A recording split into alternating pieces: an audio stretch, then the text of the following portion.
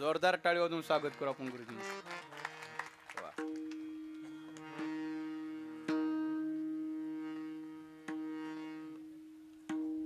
मरणा हाती सुटली काया, मरणा हाती सुटली काया, विचारिया निश्चय. नासोनिया गेले कंती, सहज स्थिती भोगाची. न देकेसे झाले श्रम, न देकेसे झाले श्रम, आले वर्म हाताही. नासोनिया गेले कंती, सहज स्थिती भोगाची. तुका म्हणे कैची किव, कोठे जीव निराळा. नासोनिया गेली कंती, सहज स्थिती भोगाची. पांडुरंगा करू, पांडुरंगा करू प्रथम नमन, पांडुरंगा करू प्रथम नमन, करू प्रथम नमन. दुसरे चरण साचे, दुसरे चरण साचे.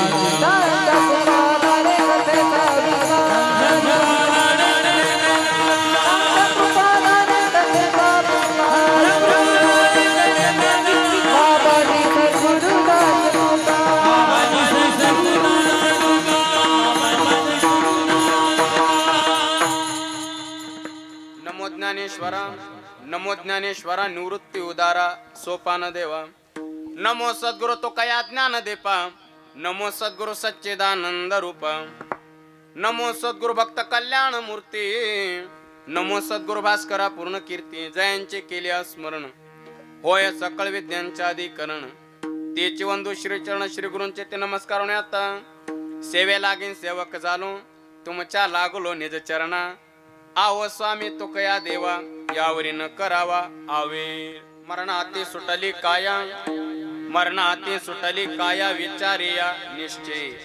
नासोनिया गेली कंती, सहज स्थिती भोगाची. प्रस्तुत प्राप्त प्रसंगी चिंतन रूपे सेवे करता निवडलेला अभंग. मान भगवत भक्त संत श्रेष्ठ जगद्गुरु तुकोबाराय महाराजांचा 4 चरणाचा या अभंगातून तुकोबाराय. आमची काया, काया म्हणजे शरीर, हे मरणाच्या तावडीतून कसं सुटलं, मरणाच्या संबंधाने मीमांसा करतात. विठ्ठल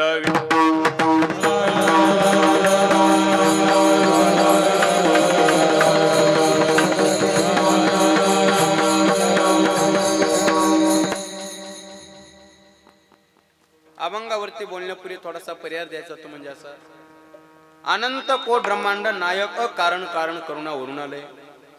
अखिल गुणनिदान भक्त वत्सल जगताधार रुक्मिणी प्राण संजीवन भगवान श्री पांडुरंग परमात्मा. कैवल्य साम्राज्य चक्रवर्ती विश्व माऊली ज्ञानोबाराय. वैराग्य राग रसिक जगतवंद्य जगद्गुरु तुकोबाराय. स्वानंद सुख निवासी सद्गुरु जोग महाराज.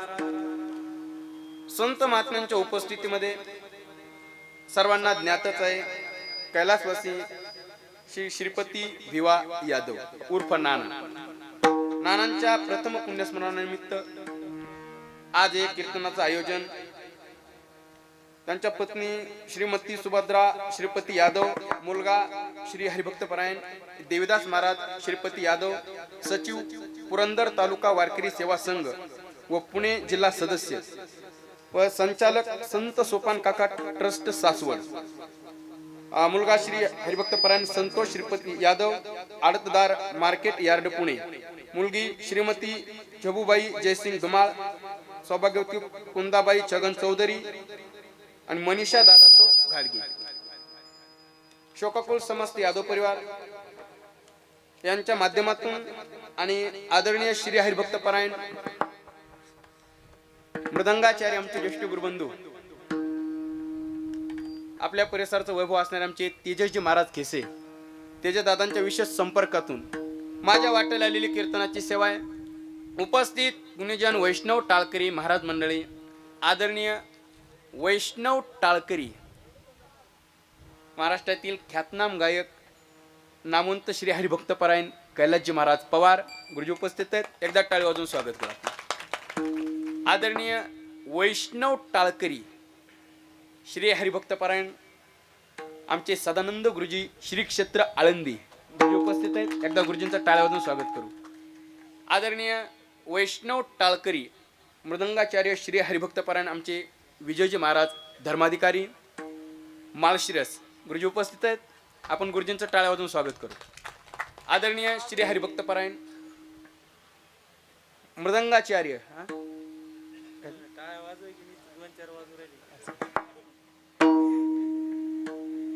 आमचे तेजाजी महाराज केसे तेजाजी महाराज उपस्थित आहेत. आता तर वाजल्यात नाही तेजे दादा उपस्थित आहेत. उपस्थित गावातून परिसरातून आलेली ज्येष्ठ गुणीजन वैष्णव टाळकरी महाराज मंडळी आमचे श्रीरक्तपरायण लक्ष्मणजी महाराज यादव महाराज उपस्थित आहेत. उपस्थित आदरणीय गुरुजी उपस्थित आहेत. उपस्थित एकदा पीटी मास्तर एकदा टाळी वाजू. वा आमचे सोळुंकर साहेब या ठिकाणी उपस्थित आहेत. उपस्थित आमचे बोरकर आबा आहेत. श्रीरक्त आमचे धीरज दादा आहेत. उपस्थित परिचित अपरिचित सर्वच गुणवान मंडळी महाराज मंडळी आणि संस्थेतील बाळगोपाळ मंडळी एकदा विद्यार्थ्यांकरता टाळी वाजू. सर्व महाराज मंडळी मातृवर्ग असतील पितृवर्ग असतील सर्वांच्या प्रती आदर व्यक्त करतो. आणि आता अधिक परिहार न देता अभंगाच्या दृष्टीने प्रवास चालू करतो. विठ्ठल विठ्ठल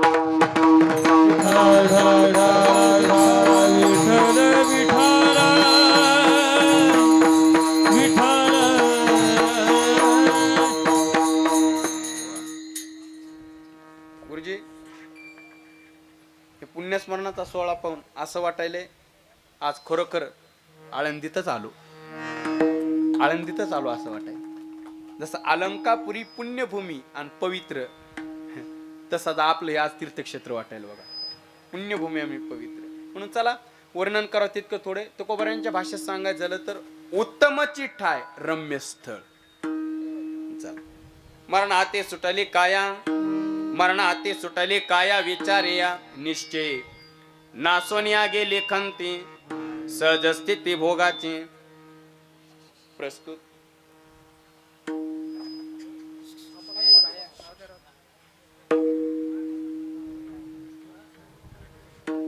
या अभंगातून तुकोबारा महाराज म्हणतात आमची काया म्हणजे शरीर हे मरणाच्या तावडीतून कसं सुटलं त्या संबंधाने मीमांसा करतात. मी अनेक वेळा सांगत असतो गुरुजी शेवटी शरीर आहे. शरीर स्वीकारलं याला आकार सुद्धा म्हणतात. आकार स्वीकारला की विकार नाही म्हणून चालत नाही. विकार म्हणजे जन्म आणि मृत्यू हे दोन विकार आहेत. आकार स्वीकारला की विकार नाही म्हणून चालत नाही. नवे आकाराच्या संबंधानं जो येत असतो त्याला विकार म्हणतात. आकाराला जो चिटकलेला असतो त्याला विकार म्हणतात. आणि आचाराच्या संबंधानं जो येत असतो त्याला विचार म्हणतात. शरीर स्वीकारलं की जन्म आणि मृत्यू नाही म्हणून चालत नाही. ज्ञानोबा गोड बोलतात देहाच्या गावा आलिया जन्म मृत्यूच्या सोळ्या धनंजया ना म्हणू नये म्हणजे देहाच्या गावाला आलोत ना देहाच्या तर जन्माचा आणि मरणाचा दोन्ही सोहळे साजरे करावे लागतात. का? कारण आपण गावाला देहाच्या आलेलो आहे. तसं पाहिलं तर माणसाच्या जीवनात गंमत आहे पा. आता तसं पाहिलं तर तीन सोहळे होतात. तसं अनेक पण मुख्य तीन सोहळे होतात. एक जन्माचा आहे एक लग्नाचा आहे आणि एक मरणाचा. हे सोहळे खरं सांगा याच्यातला सगळ्यात आनंदाचा सोहळा कोणता आहे?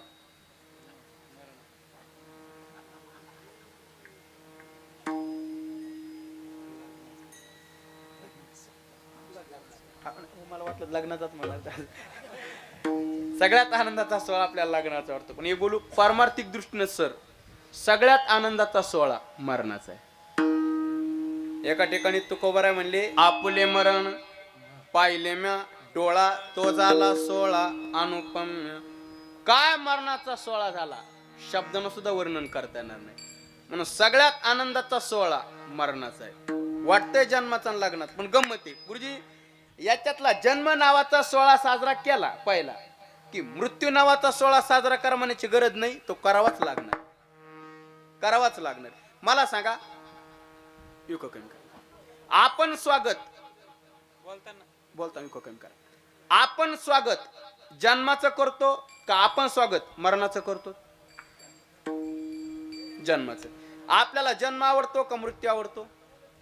जन्म आवडतो. सूर्यनारायण सकाळी उगवलेले आवडतात का रात्री मावळलेले? उगवलेले. आता उद्या सूर्यनारायण उगवले, आता आज उगू द्या, मी उशीर उठलो, मी अगोदर उगले ते सांगतो. आता आजच्या उद्या जाऊ द्या सांगतो. आता उद्या उगवले ते की अगोदर मी जाऊन सांगणार आहे त्यांना काय अजिबात मावळायचं नाही. हे शक्य आहे का? नाही. सूर्यनारायणाचं उगवताना स्वागत केलं ना, मावळताना सुद्धा स्वागत करावंच लागेल.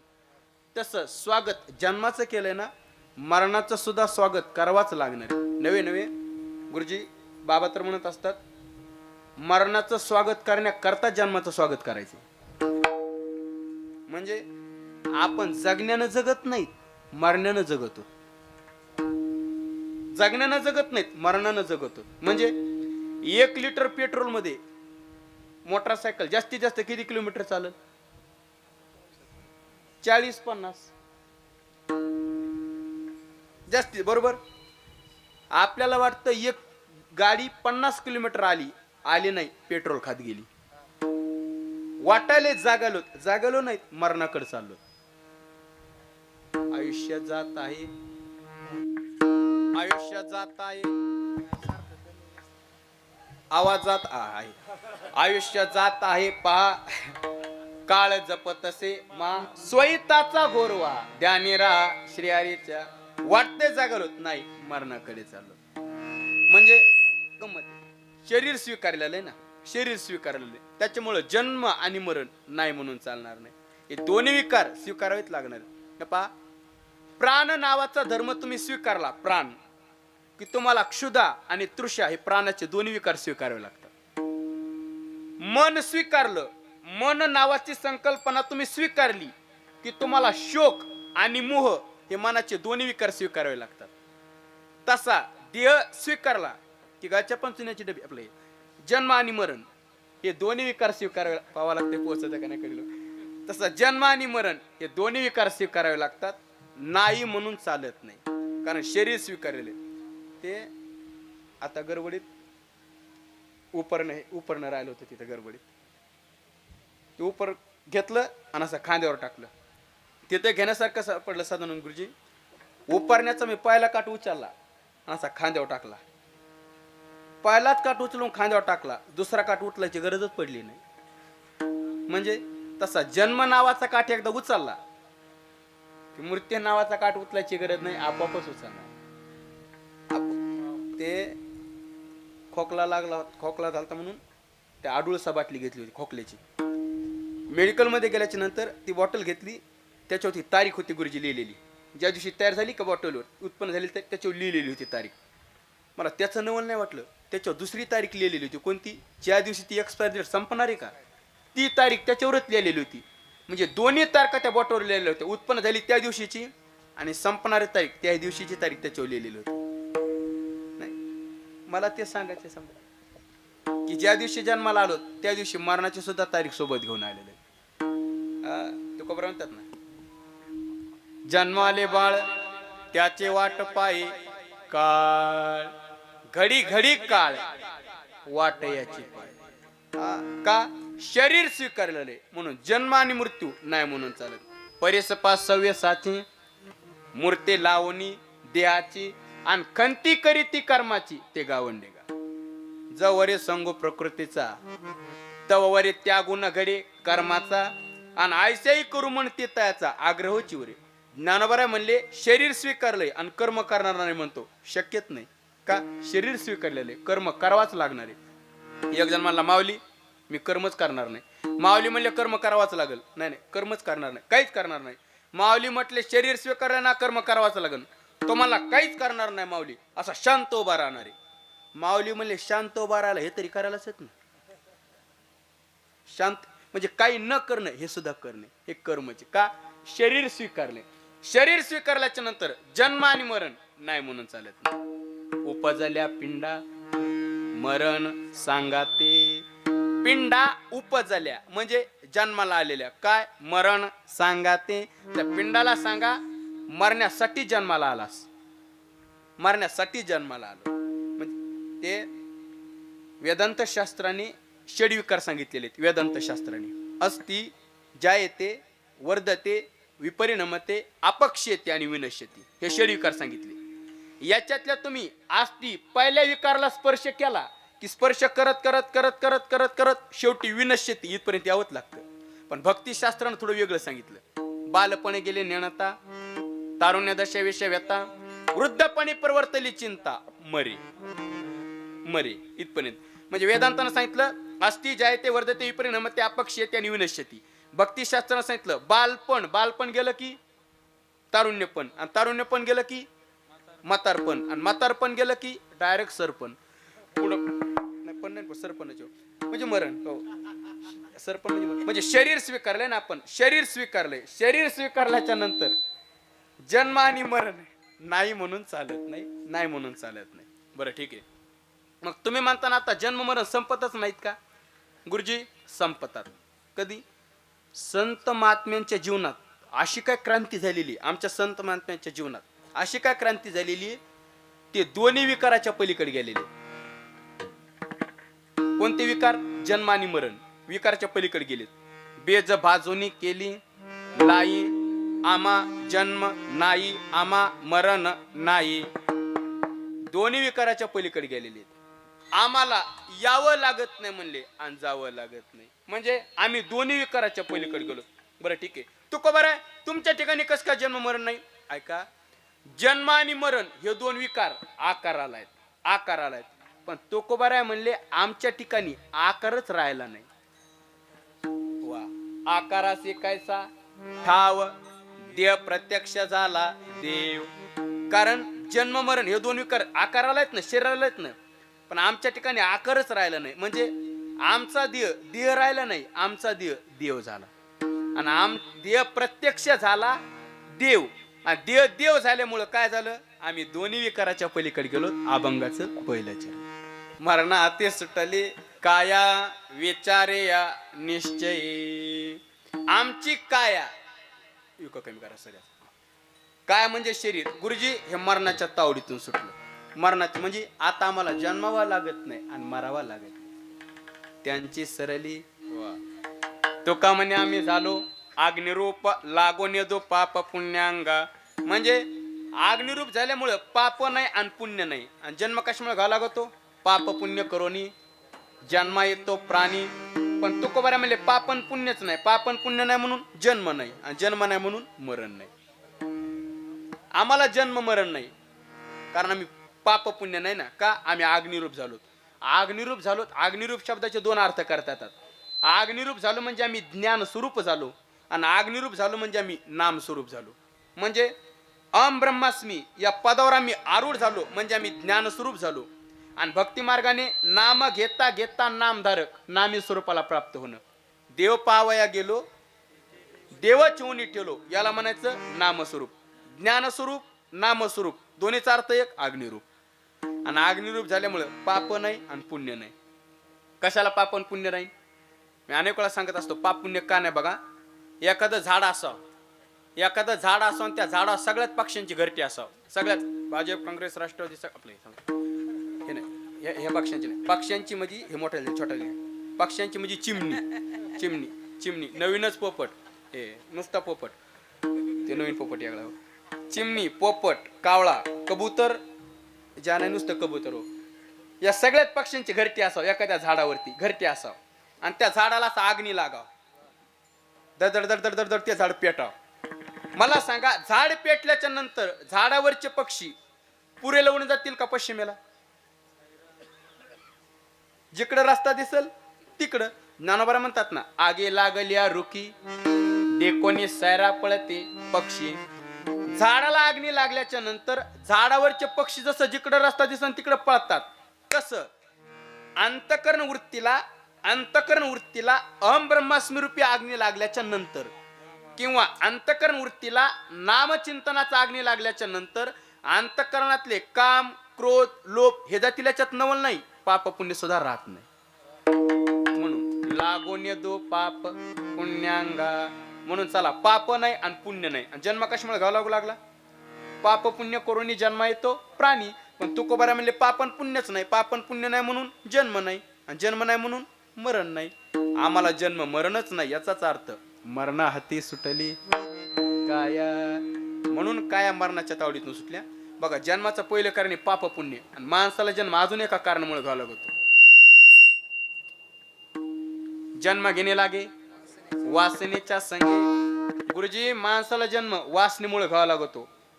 मरणाचे जर वासना उत्पन्न झाली ना, मरणाच्या वेळी अंतकाळी, त्या माणसाला पुन्हा जन्म घ्यावा लागतो. पण आमचे तुकोबाराय म्हणले आम्हाला नाही घ्यावा लागत. वासनेमुळे जन्म आम्हाला घ्यावाच लागत नाही. का घ्यावा लागत नाही तुकोबाराय? कारण तुकोबाराय म्हणले वासनाच राहिली नाही. तो का म्हणे अवघी आवरिले वासना आता नारायणा दुसऱ्यापासोनी. दुसऱ्यापासोनी अवघी वासना आवरिली. मग कुठं? आता नारायणा. म्हणजे संसारातली वासना आम्ही काढली आणि परमार्थात आणून ठेवली. पायी गोविली वासना तुझ्या केले ब्रह्मज्ञान. पायी गोविली वासना वासना वासना. वा, अतिशय गोड वाट. वासनाच राहिली नाही, वासनाच राहिली नाही. मनुष्याची वासना किती संपाव? मी अनेक वेळा सांगत असतो, वासना किती संपाव. बघा, आपण आरती ओवळतो, देव बघून आरती करतो ना, आरती ओवळतो. आरती ओवळत असताना कापुराची डबी घेतली, कापुराची डबी घेतली. डबी घेतल्याच्या नंतर एक एक वडी एक एक वडी एक एक वडी कशाची? शिऱ्याची, कापराची. एक एक वडी घेतली. एक टाइम असा येतो आबा, एक टाइम असा येतो त्या डबीतला पूर्ण कापूर संपतो. कापूर संपतो. कापूर संपल्याच्या नंतर ती रिकामी डबी जर नाकाला लावली तर कशाचा वास येतो? कापुराचा येतो का नाही? पण गुरुजी तुकोबाराय म्हणले तसा वास सुद्धा आला नाही पाहिजे म्हणले. कापराचा नाही, वासनेचा. एवढी वासना संपाव. वासनेचे बीज जळवणे जाय, किंवा वासना निमाली समूळ ज्याची वासनाच राहिली नाही. चला, मला सांगा आता जन्म कशामुळे घ्यावा लागू लागला? वासनेमुळे. कारण जन्म घेणे लागे वासनेच्या संगे. पण तुकोबाराय म्हणले वासनाच नाही. वासना नाही म्हणून जन्म नाही, आणि जन्म नाही म्हणून मरण नाही. आम्हाला जन्म मरणच नाही याचाच अर्थ मरणा हाती सुटली काया.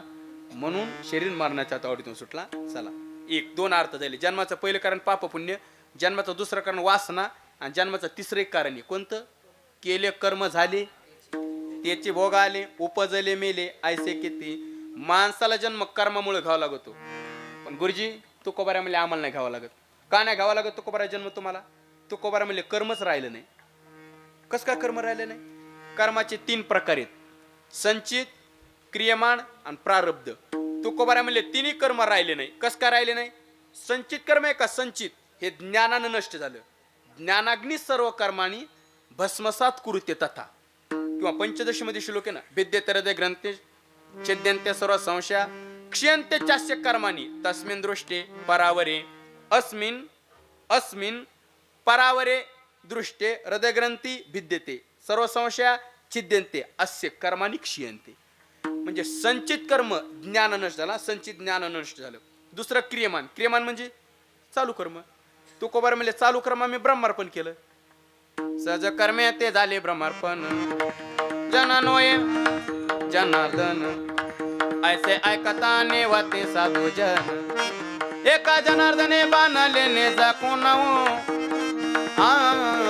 झाली संध्या अजाली संध्या अजाली संध्या संदेह माझे संदेह माझे. सहज कर्मे ते झाली ब्रह्मार्पण. यत करो शेदस नासी यज्ञोसी ददासी यत तपस्यसी कौंतेय तद्गुरुचमदर्पणम ब्रह्मार्पणम ब्रह्मैर ब्रह्मागुण ब्रह्मण होतम ब्रह्मत्यान गंतव्यम ब्रह्म कर्म समाधीना. बघा, चालू कर्म ब्रह्मार्पण केलं, संचित ज्ञानानं नष्ट झालं. राहिलं कोणतं? प्रारब्ध राहिलं ना, प्रारब्ध राहिलं. पण गुरुजी तुकोबारा म्हणले ते सुद्धा राहिलं नाही. कसं काय? एका जनार्दनी भोग प्रारब्धाचा हरी कृपे त्याचा नाश झाला. हरी कृपे त्याचा नाश झाला. हरी कृपे त्याचा नाश झाला.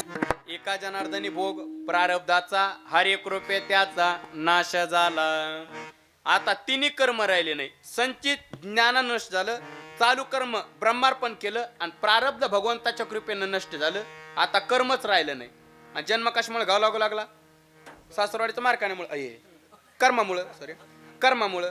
पण तुकोबाऱ्या म्हणले कर्मच नाही, कर्म नाही म्हणून जन्म नाही, आणि जन्म नाही म्हणून मरण नाही. आम्हाला जन्म मरणच नाही, याचाच अर्थ मरणा हाती सुटली काया, म्हणून शरीर मरणाच्या तावडीतून सुटलं.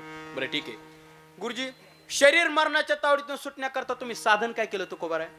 तुकोबाराय म्हणले आम्ही विचार केला. विचार या निश्चय, विचार केला आणि विचार करून निश्चय केला. विचार केला, काय विचार केला? आणि मरण संपवलं, मरणाच्या तावडीतून शरीर सोडून घेतलं. ऐका ऐका, विचार केला म्हणजे विचार दोन्ही मार्गाने करता येतो, मरण संपवता येतं. ज्ञान मार्गाने विचार केला आणि मरण संपवलं, आणि भक्ती मार्गाने विचार करून मरण संपवलं. ज्ञान मार्गाने कोणता विचार केला? आहे मी कोण, करावा विचार मी कोण आहे, हा ज्ञान मार्गाने विचार केला. आणि भक्ती मार्गाने सारासार विचार, सार काय आणि आसार काय, भक्ती मार्गाने विचार केला आणि मरण संपवलं.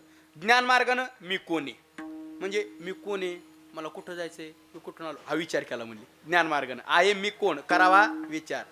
मी अनेक वेळा सांगत असतो बघा सर, धीरज दादा, मनुष्याला माणसाला कुठं जायचंय हे अगोदर कळावं, आणि कुठं जायचं हे जरी नाही कळालं तर कुठून आलो हे तरी कळावं, आणि कुठून आलो हे बी नाही कळालं तर सध्या कुठे ते तरी कळावं, आणि सध्या कुठे हे बी नाही कळालं तर आपण कोणी ते तरी कळावं. कुठं जायचंय अगोदर कळावं, कुठं जायचं नाही कळालं तर कुठून आलो हे तरी कळावं, कुठून आलो हे नाही कळालं तर सध्या कुठे हे तरी कळावं, आणि सध्या कुठे हे नाही कळालं तर आपण कोणी ते तरी कळावं. गुरुजी, विजय गुरुजी याला उलट करतो. आपण कोण आहेत हे कळालं की आपण कुठं ते कळत असतं, आणि आपण कुठं ते कळालं की आपण कुठून आलो हे कळत असतं, आणि आपण कुठून आलो हे कळालं की आपल्याला कुठं जायचं हे कळत असतं. आलासे कोठून जायाचं कोण्या ठाया, घरदार नाही तो जे अवघे लटकीच माया, सावध होई बापा काळ लागला माप, सावध होई बापू अकाळ अकाळ अकाळ लागला माप. आलासी कोठून या जायाचं कोण्या ठाया, घरदार नाही तुझे अवघे लटकीत, कुठं जायचंय अगोदर काळ. मी या संबंधी अनेक वेळा चिंतन मांडत असतो. गुरुजी, जगद्गुरु तुकोबारा घरात बसलेले आहेत. गुरुजी तुकोबारा घरात बसलेले आहेत, आणि घरात समोरून लोक वागायचे ना, त्यांना म्हणायचे मला माझ्या घरी नेऊन सोडा. बसलेले कुठे आहेत? घरात. आणि लोक वागायचे दारातून, त्यांना म्हणायचे मला माझ्या घरी नेऊन सोडा. एक जण म्हणला महाराज घरातच बसलेला आहेत ना, पुन्हा म्हणतात घरी नेऊन सोडा, असं कसं काय? आमच्या तुकोबारायची तत्वज्ञानाची भाषा आहे. तुकोबाराय म्हणले या घराचा विषय नाही, मग या घराचा विषय संपल्यानंतर ज्या खऱ्या घराची सुरुवात होती का त्या घरी नेऊन सोडा, त्या घरी नेऊन सोडा. मग त्या साधकाच्या लक्षात आलं महाराज कुठं जायचं म्हणाले. तो म्हणाला महाराज का जाण्याची भाषा करायला, आलात तर राहा ना. गुरुजी तुकोबाराय म्हणले राहून काय करू, मला इथं करमतच नाही. का करमत नाही? कारण हा माझ्यासाठी परदेशी. म्हणजे माणसाला स्वदेशात करमत असते, परदेशात नाही. आणि तुम्ही आम्ही राहतो हा परदेशी. परदेश म्हणजे आपलं घर सुद्धा परदेशी. समजा आपण जर पाहुण्याच्या गावाला गेलो, पाहुण्याच्या गावाला तर जास्तीत जास्त किती दिवस राहू? 2-3 महिने. 2-3 दिवस करमत नाही जास्त दिवस.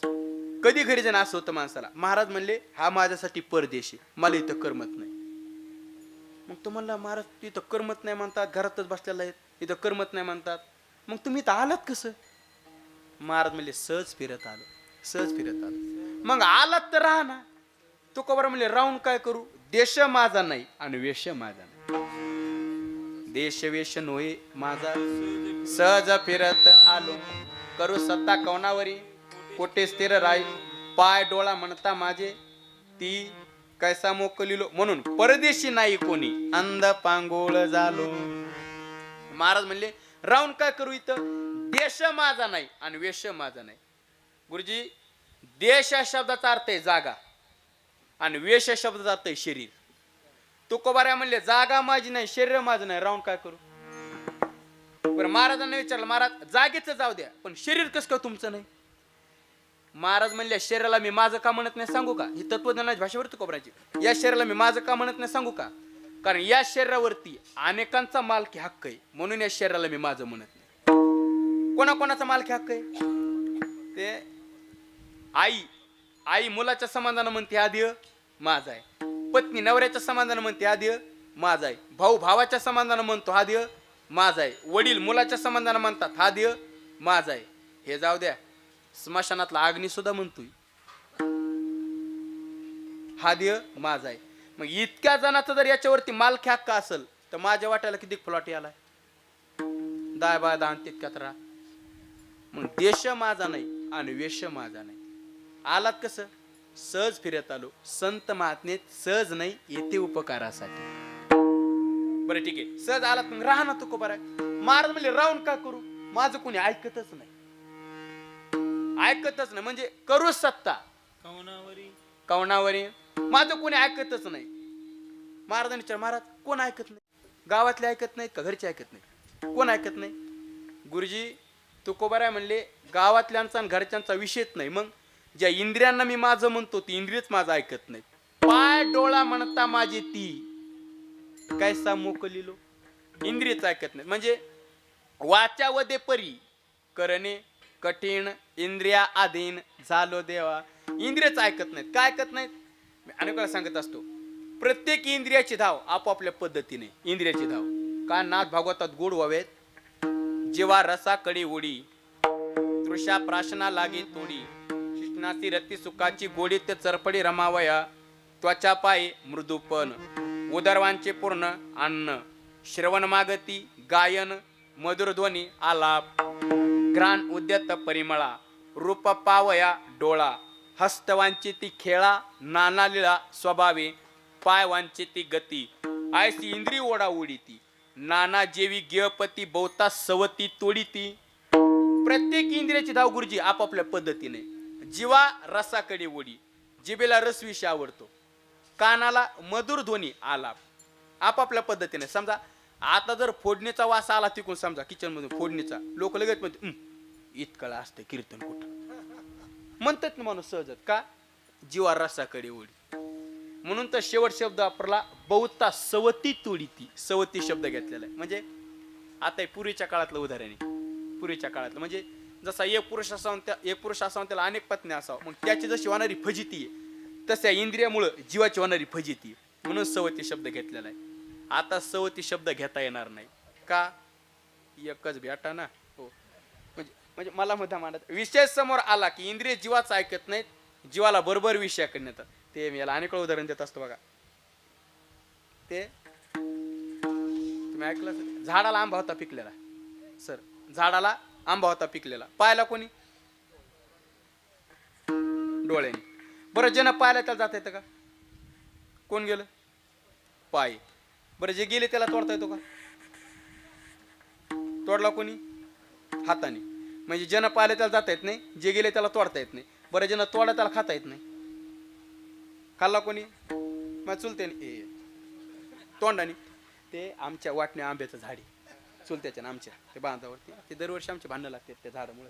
ते आठवलं गप्प, यावर्षी त्यांच्याकडे ते झाड, असं मोठा इतिहास येतो. मग ते खाल्ला आंबा तोंडाने. म्हणजे ज्यानं पाहिलं त्याला जाता येत नाही, जे गेले त्याला तोडता येत नाही. बरं ज्यानं तोडा त्याला खाता येत नाही, खाल्ला कोणी तोंडाने. बरं तोंडानं खाऊ दे आंबा, तोंडाला तरी आंबा कुठं तोंडात ठेवता आला, आंबा कुठे गेला, पोटात.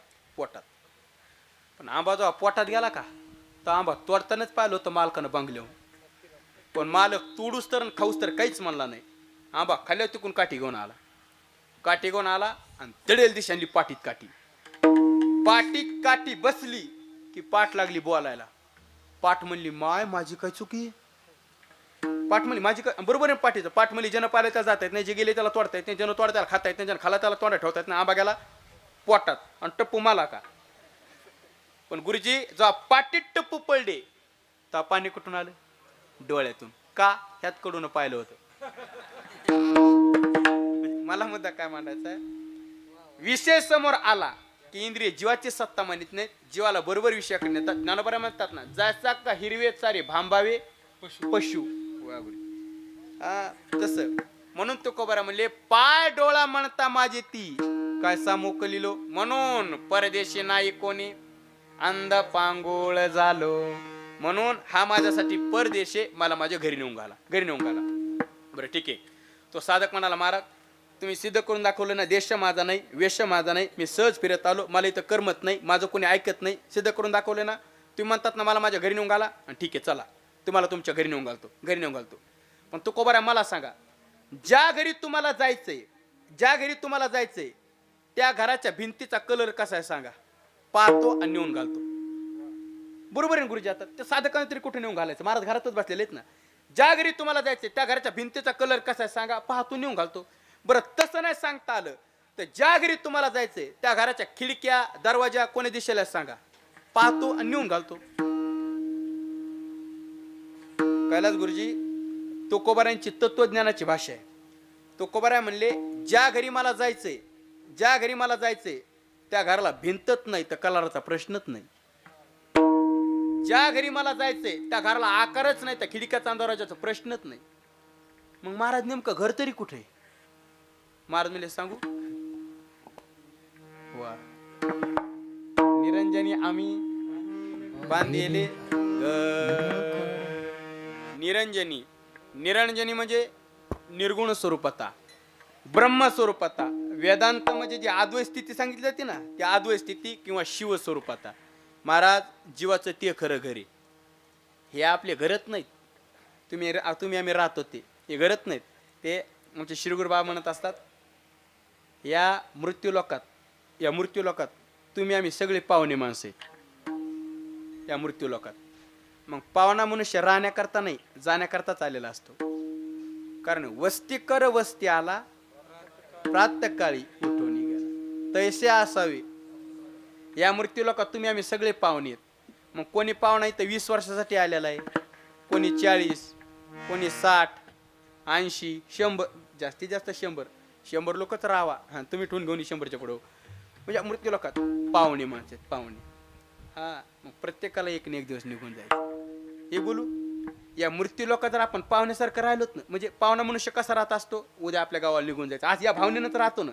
या मृत्यू लोकात जर आपण पाहुण्यासारखं राहिलोत म्हणजे हे आपलं काहीच नाही, आपल्याला सोडून जायचंय.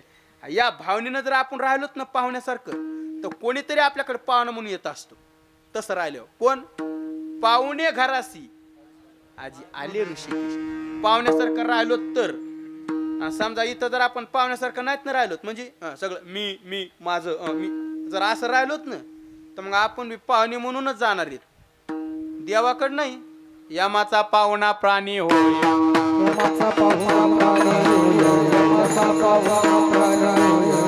हरिविन जन्म नरकाचे पै जाना, यमाचा पाहुणा प्राणी होय. मग ज्यांना त्यांना ठरवायचंय का पाहुणा कोणाचा म्हणून जायचंय. देवाचा पाहुणा म्हणून गेल्यावर वैकुंठ भुवनी घर केले किंवा चिरंजीव कल्प वैकुंठ नांदे, देवाचा पाहुणा म्हणून गेलो. आणि यमाचा गेलो लहानतेच भाऊ ना, मारिते तोडीते जोडीते निष्ठूर यमाचे किंकर पौसाल. हा नाही तर यमासी करुणा, बाहेर काढता कुडी प्राणा, ओढाळ सापडे जैसे त्यानं चोर यातना जरी जेतो, लय मारते तो बा, लयच मारते. हो ना अवघड हो असू. म्हणजे मला मुद्दा मांडायचा, देवाचं पाहुणा म्हणून गेलं वैकुंठ बोनी घर केले. मग मला मुद्दा मांडायचा आहे. बरं ठीक आहे, तू कोबरा तसं नका सांगू. तुम्ही मी शब्दाचा काय विचार केला ते सांगा. मरण संपवलं ना मी शब्दाचा विचार करून. मग मी शब्दाचा काय विचार केला? गुरुजी महाराज म्हणले निरंजने आम्ही बांधिले घर, हे आमचं घर नाही. पण मी शब्दाचा काय विचार केला? मी शब्दाचा विचार केला मी तुकाराम नाही, मी वासुदेव तत्वता. मी शब्दाचा विचार केला, मी वासुदेव तत्वता. पण कशावरून? कळो येईल विचारिता, पुरावा सबूत आई ठाऊक सभागिया. अजून कोणाला नाय दोजा अनेक मागोता गा. मी शब्दाचा महाराज म्हणले वासुदेव तत्वाचा विचार केला आणि मरण संपवलं. म्हणून आमचा देह राहिला नाही, आमचा देह वासुदेव देव झाला. म्हणून मरणा हाती सुटली काय, म्हणून शरीर मरणा तोडतो सुटला. चला, आणि भक्ती मार्गाने काय विचार केला? सारासार विचार. भक्ती मार्गाने सारखा नासारखा विचार केला, मरण संपवलं. मग तुमच्या काय लक्षात आलं? सारखा नासार काय? आमच्या लक्षात आलं फलकट तो संसार आणि येते सार भगवंत, किंवा सार विठोबा नाम तुझे सार. भगवंताचं नाम सार हे आमच्या लक्षात आलं आणि ते नाम आम्ही कंठात धरलं. आणि नाम कंठात धरल्यामुळं नाम घेता घेता नामधारक नामी स्वरूपाला प्राप्त झाला. देव पाहावया गेलो, ते देवच होऊन ठेवलो. म्हणजे देह राहिला नाही, देव झाला. आणि भक्ती मार्गाने सुद्धा मरण संपवलं. म्हणून मरणा हाती सुटली काया. म्हणून मरणाच्या हातातून काय सुटली? विचारे या निश्चय. आता शरीर मरणाच्या तावडीतून सुटल्या, बाकीच्या गोष्टी कशाला राहतील? बाकीच्या गोष्टी अजिबात राहिल्या नाही. अभंगाचं नासोनिया गेली खंती सहज स्थिती भोगाची.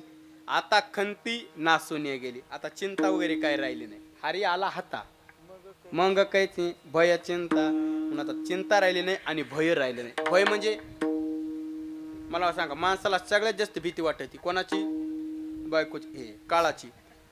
सगळ्यात जास्त भीती काळाची वाटते. पण आता भय राहिले नाही. बळीयाचा अंग संग झाला आता, नाही भय चिंता तो का म्हणे.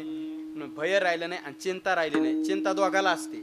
सांसारिक मनुष्याला चिंता आहे, पारमार्थिक मनुष्याला चिंता आहे. सांसारिक मनुष्याला कोणती चिंता आहे? नित्य उठून या खावयाची चिंता सांसारिक मनुष्याला. आणि पारमार्थिक मनुष्याला काय मी उद्धार पावेन ऐशी चिंता करी सदा सर्व काळ. पण आता चिंता राहिली नाही. म्हणून नासुनिया गेली खंती सहज स्थिती भोगाचे. आम्ही मूळच्या स्वरूपाला प्राप्त झालो. म्हणजे मूळच्या स्वरूपाला प्राप्त झालो. आज ज्यांचं पुण्यस्मरणी नाना म्हणायचे सर, श्रीपती नाना, बरोबर? नाना म्हणायचे. नानानं विचारला, नाना प्रवास?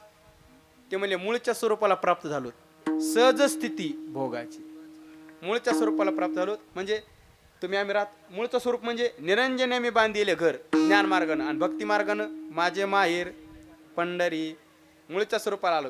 तर थांबा, आजच्या प्रसंगानुसार बोलतो. म्हणजे आता सासर सोडलं, माहेरला निघून आलो. तुम्ही आम्ही राहतो हे सासरी. सासरी म्हणजे ज्यांचे लग्न झाले त्यांना सासर असतं असं काय नाही बरं. ज्यांचे नाही झाले त्यांना सासरी. असं कसं काय? शरीर ही सासरवाडी, शरीर हीच सासरवाडी. मग आता सासरा सासून दिरण हे कशाला शरीरात आहेत ना? सांग का? 20 रुपयाचा सांग आपल्या. शरीर हीच सासरवाडी. मग सासरा कोणता आहे? या शरीरातला अहंकार आहे का? हा सासरा आहे. जे अहंकार तनुशी वालब पडले ज्ञानोबाऱ्या म्हणतात. अहंकारूपी सासरा आहे या शरीरात. सासू कल्पनेची सासूचा बहुताची जाचू द्वैत बाबा सांडोनिया ब्रह्मपदी नाचू ब्रह्मपदी नाचू. चला बाई वृंदावने रास केला पाहू. या शरीरात कल्पना रूपी सासू. या शरीरात कल्पना अविद्या तिने झाला जीव. कल्पना रूपी सासू आणि सासरा अहंकार. अहो तसं आता वर्णन केलंय. तसे 3 सासरे वर्णन केले ठिकाणी. माझ्या मुळचे 3 सासरे 2 वाईट येत करे. एकाय गरीब बिचार मानित नाही मी त्याला ग बाई बाई. जाते ग माहेर बाई बाई जाते ग माहेर. अंदिर तशात 6 सांगितलेले. माझ्या मुळचे साधीर काय सांगो त्यांचा को विचार. काम क्रोध मद मत्सर दंभ अहंकार गांजी ती मजला ग बाई बाई. जाते ग माहेराला बाई बाई जाते ग माहेराला. आनंदा आशा मनसा तृष्णा कल्पनेने घात केला या 4 जणीने. वासना नंद मोठे चावटीने धरिते गालाला ग बाई बाई. जाते ग माहेराला. आणि माया हे सासू संसार म्हणजे माई सासू. माया सासू मोठी धांगडी तिला आहे लय प्रपंचाची गोडी. येता जाता मारी ती थापडी धरिती गालाला ग बाई बाई. जाते ग पुढच्या कीर्तन आपले माहेराला बाई बाई जाते ग माहेराला. तुम्ही आम्ही राहतो हे सासरी. एक बोलू सासर म्हणल्या माणसाला त्रास असतो महाराज. त्रास असतो. हा गुरुजी तुकोबारा एका ठिकाणी देवाला भांडली आणि देवाला स्पष्ट म्हणले, देवा तुम्ही मला सासुराशी कमनच केला असेल. देवा तुम्ही मला सासुराशी कात केला असेल. काय झालं? आपुल्या सत्ता स्वाधीनता त्याने. म्हणजे इथं माझी सत्ताच नाही. कोणाची? माझी इंद्रियाची. इंद्रियाची सत्ता नाही. इथं सत्ताच नाही. म्हणून सासरवासा भी तो जीव ओढे तो जपाशी. आता दोये विषे लज्जा राखे म्हणून तुम्ही आम्ही राहतो हे सासरे. सासर म्हणल्या माणसाला त्रास आहे. उभं गले सासरे आता मज मायरासी नानाने विचारलं नाना प्रवास. ते म्हणले सासर सोडलं माहेरला निघून आलो म्हणजे. माहेरला आपण माहेराचा विचार पाहू आणि थांबू. माहेराचा विचार पाहू. माहेर भक्ती मार्गानं माझे माहेर पंढरी. आपल्या माहेरा जायेन मी आता.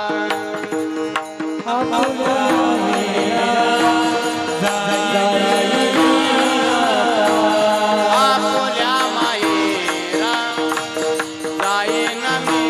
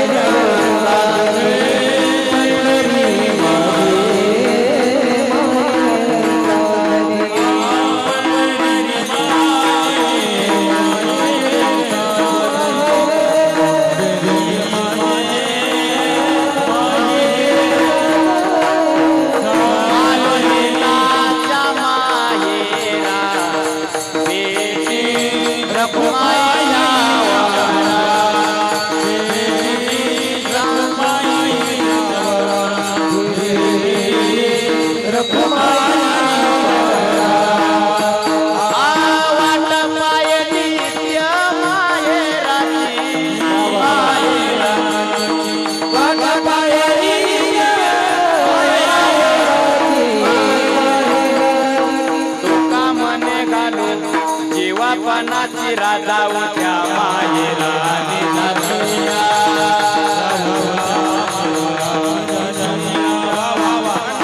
माझे माहेर आसन धनीवरी आपुले माहेरी. माहेरला निघून आलो पण नानाने विचारलं नाना माहेर कोण. माहेरला गेला माहेर ते म्हणले सांगू माहेर संतांचे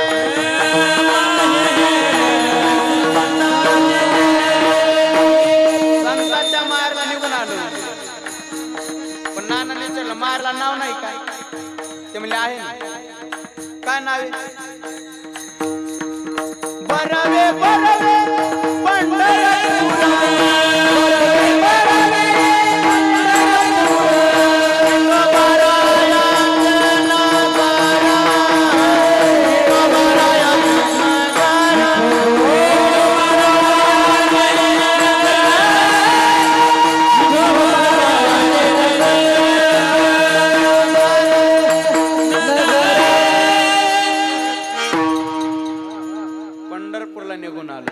पंढरपूरला निघून आलो. आता पंढरपूर माहेर झालं तर पण माहेरात गेलं माणसाला आई वडील असतेच ना. आता नाना विचारला नाना आई वडील ते म्हणले इथलचं म्हणून नातं गोत तुटलं म्हणले. आता माय बाप पंढरपुरात त्याचे मायराच्या लोकांचा परिचय पाहू 2 मिनिटं आणि लगेच थांबू. एका जनार्दनी शरण करी मायेरची आठवण. एका जनार्दनी शरण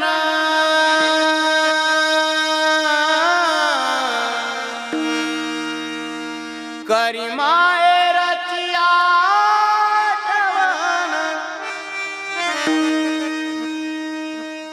करी मायेरची आठवण. हो माझे माहेर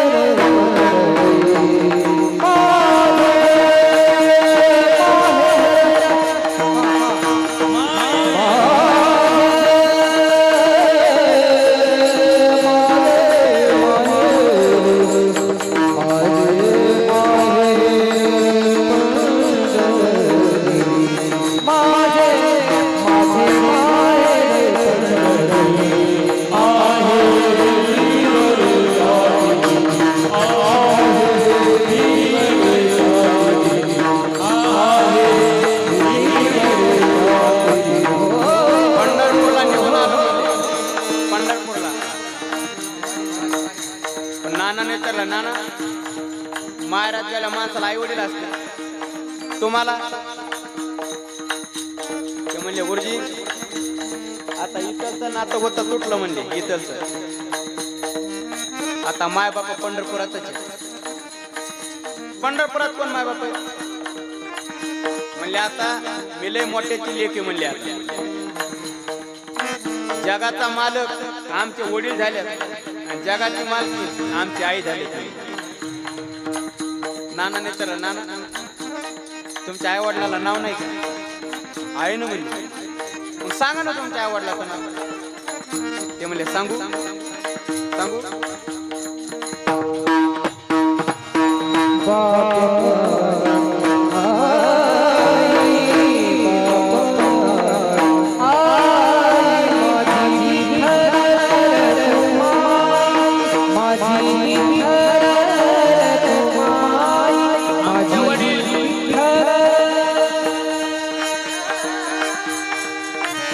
आमचे वडील पांडुरंग परमात्मा झाले आणि आई रुक्मिणी माता झाली.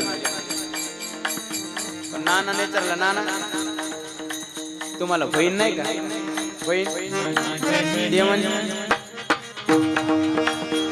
ते म्हणले आता आज जरी तर सख्खी बहीण आली असेल गुरुजी नानांच्या पुण्यस्मरणाला सख्खी बहीण आली असेल तर तिचं मग नातं देहात होतं म्हणजे. आता सख्खी बहीण राहिली नाही म्हणजे. आता बहीण बी पंढरपुरातच म्हणजे. तिथं बहीण राहिली नाही.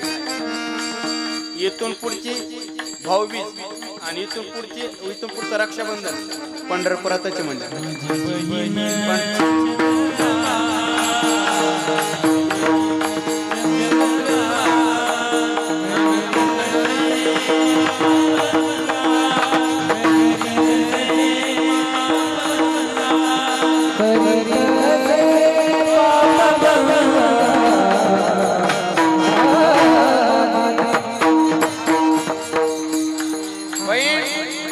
चंद्रभागा म्हणले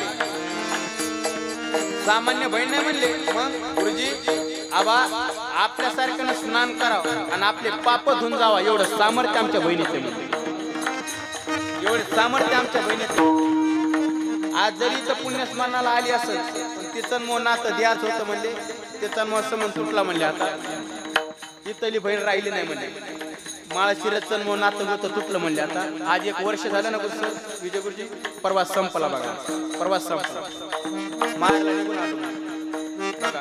वडील पांडुरंग परमात्मा, आई रुक्मिणी माता, बहीण चंद्रभागा. पण नानाने विचारलं नाना तुम्हाला भाऊ नाही का? आता इथलचा सक्का भाऊ आहे नाही काय मला माहित नाही. आहे ना. पण त्या भावाचं मो नातं होतं तुटलं म्हणले. त्याचं मो नातं ध्यान होतं म्हणले. आमचा परिचय ध्यान होता. आता भाऊ इथं राहिला नाही म्हणले. भाऊ कोण?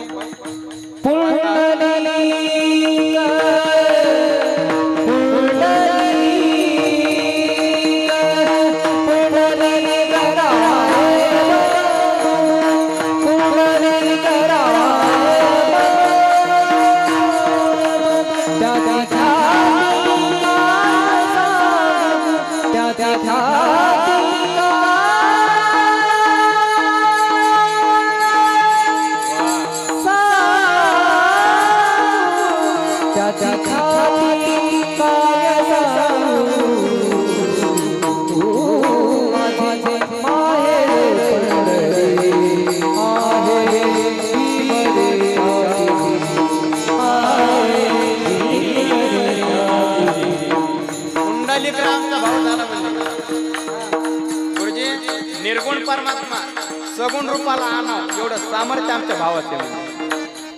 कुंडलिक रामचा भाऊ झाला, बहीण चंद्रभागा, आई रुक्माई माता आणि वडील पांडुरंग परमात्मा. म्हणजे विठ्ठल बाप माय चुलता. आता सगळं देव झाला म्हणजे सगळे गोत माझे पंढरी शिरला. आता माळशिरचं आता गोत सोडलं, माहेरला निघून आले. पण देवाकडे प्रार्थना देवा. श्री हरिभक्त परायण दादांचे चिरंजीव देवदाजी महाराज महाराजांनी हा जो ज्ञानयज्ञ सोहळा नानांच्या पुण्यस्मरणानिमित्त ज्ञानयज्ञ सोहळा आणि अन्नदान सोहळा ठेवलाय ना, गुरुजी देवाकडे प्रार्थना आहे. देवा त्या कीर्तनाचं आणि अन्नदानाचं सगळं पुण्य एका जागा जमा व्हावं. नानाला तुमच्या चरणाजवळ द्या. उत्तमची गती म्हणून भगवंताकडे प्रार्थना. पण नानाला म्हटलं, नाना इतक्या लवकर का प्रवास हे केला? ते म्हणजे काय सांगा, तू का देवाचा निरोप असल्यावर तू का म्हणे माझं धाडीले निरोप. एक का दुसरा येते मायरेची आठवण. एका जनार्दनी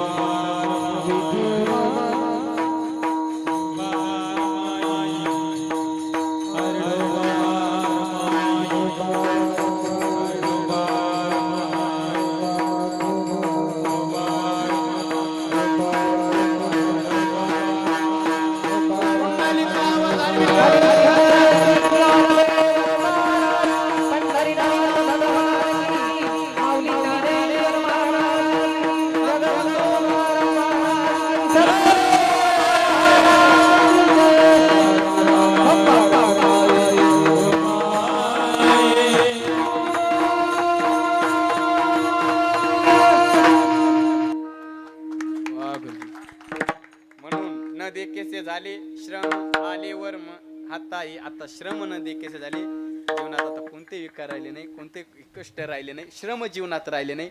मूळच्या स्वरूपाला प्राप्त. मूळच्या स्वरूपाला म्हणजे बस निरंजने मी बांधिले घर. आता त्या अवस्थेत गेलो भक्तीच्या क्षेत्रात, त्या अवस्थेत गेलो भजनाचा आनंद घ्यायचा भक्तीवर. हो इतका आनंद आसवायचा कुठे आठवचे नाही. देच विदे भोगदशा इतका आनंद घ्यायचा. म्हणजे इतकं रंगून जायचं म्हटले ती गोपिकांची अवस्था आहे ना. किती रंगून जायचं ही अवस्था प्राप्त झाली. न देखेसे झाले श्रम. आता जीवनात श्रम राहिले नाही. सगळं झाल्याच्या नंतर आमच्या लक्षात आलं की हा जीव शिवून वेगळा नाही. आमच्या लक्षात आलं अभंगाचं शेवटचं चरण. वैष्णव टाळकरी श्री हरिभक्त परायण कैलाजी महाराज पवार गुरुजी उपस्थित आहेत. आदरणीय वैष्णव टाळकरी श्री हरिक्तपरायणचे सदानंदजी गुरुजी कडुळे श्री क्षेत्र आळंदी महाराज उपस्थित आहेत. उपस्थित आदरणीय वैष्णव टाळकरी श्री हरिक्तपरायण मृदंगाचार्यांचे विजयजी महाराज धर्माधिकारी बाबा उपस्थित आहेत. वैष्णव टाळकरी मृदंगाचार्य आदरणीय तेजसजी महाराज केसे दादाश्री उपस्थित आहेत. म्हणजे ज्यांच्यामुळे हे सगळं योग जुळून आला ते म्हणजे आमचे तेजस दादा आहेत. म्हणून त्यांना धन्यवाद देतो. आणि अधिक न बोलता आता वेळ संपलेला आहे. पुन्हा एकदा ही झालेली सेवा गुरुरायांच्या चरणी तुम्हा श्रोते मायबाबांच्या चरणी सेवा समर्पित करतो. आणि त्यांच्या पुण्यस्मरणे कैलासवासी श्रीपती भिकू यादव नाना भगवंताकडे प्रार्थना पुन्हा एकदा हे सगळी कीर्तनाची फलश्रुती एका जागेवरती जमा व्हावी आणि नानांना तुमच्या चरणाजवळ घ्यावं. उत्तमची गती तो एक पावेल हे भगवंताकडे प्रार्थना करू आणि थांबू. ज्ञानेश्वर राजमाऊली तुकाराम ज्ञानेश्वर